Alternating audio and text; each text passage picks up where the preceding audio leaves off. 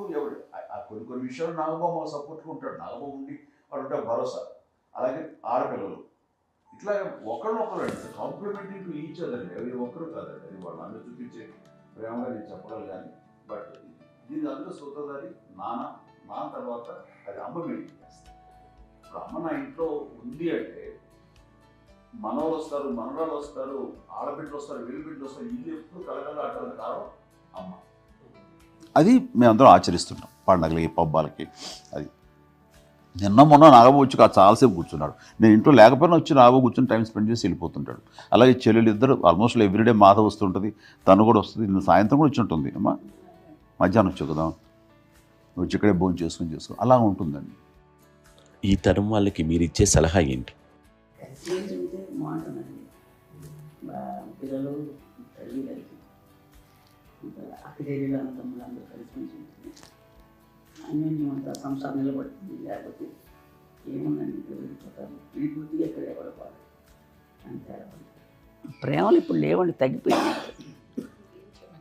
చాలా మటుకు. ఏదో ఇంకా వాళ్ళ పనులు చేసుకోవడం ఏదో జరిగిపోతూ ఉంది అనుకోండి. అంత ప్రేమలు ఎక్కడ లేవండి ఇప్పుడు ఈరోజు. అంటే ఒకప్పుడు ఒకరికి ఇంకొకరు భరోసాగా ఉండేవారు. అంటే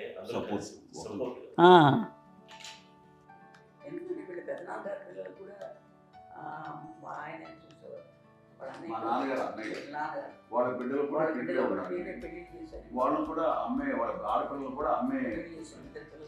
చూడండి నాన్న ఎట్లయితే తన చెల్లెలు చూసుకున్నారో అట్లయితే నాన్న తరపు అన్నగారి పిల్లలు వాళ్ళు చనిపోయారు చెల్లి గారి, వాళ్ళ బిడ్డలకి పెళ్ళిళ్ళు పేరెంటాలు అన్నీ చేసింది అమ్మాయి. అమ్మ అలా చేసింది కాబట్టి అది మాకు మార్గదర్శకం ఉంది.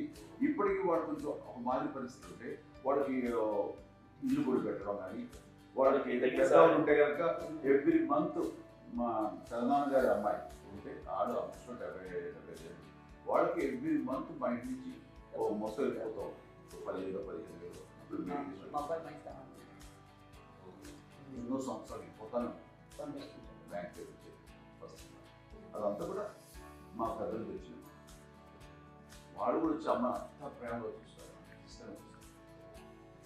అమ్మ ఇందాక చెప్పినట్లు ఇచ్చే మెసేజ్ ఏంటన్నది అమ్మ మాటలో చెప్పాలంటే బంధాలు బాంధవ్యాలు అన్నది ఎనలేని ఆస్తిపాస్తులు.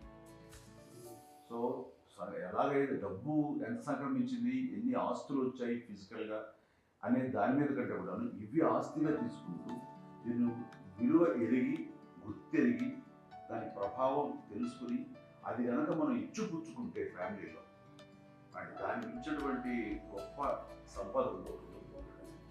కష్టాలు వచ్చినప్పుడు డబ్బు తీరుస్తుంది కాదండి, కష్టం వచ్చినప్పుడు ఒక భుజం తీరుస్తుంది, ఒక చేయూత తీరుస్తుంది.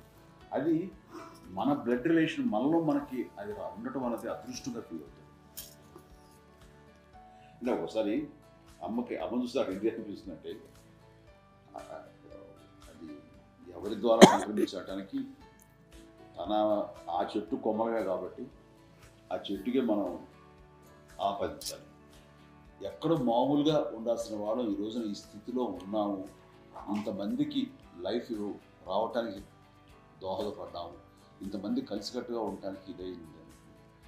అమ్మని చూస్తుంటే నాకు ఏమనిపిస్తుందంటే అబ్బా ఇలాంటి జన్మం మనకు ఎవరైనా ఉంటుందా? ఇంతమంది మనుషుల చేత కొలవబడేవాళ్ళు, ఆరాధింపబడేవాళ్ళు, అభిమానించబడేవాళ్ళు, ఇంతమంది నా వంశమా, నా సంపద అని అమ్మ ఫీల్ అంత గొప్ప ఫీలింగ్ ఎవరికి ఉంటుంది? మా చెల్లెలు కూడా వస్తుందని అనుకోవట్లేదు, సూర్య కూడా ఉంటుందని అనుకోవటం లేదు. అలాంటి గొప్పగా ఇది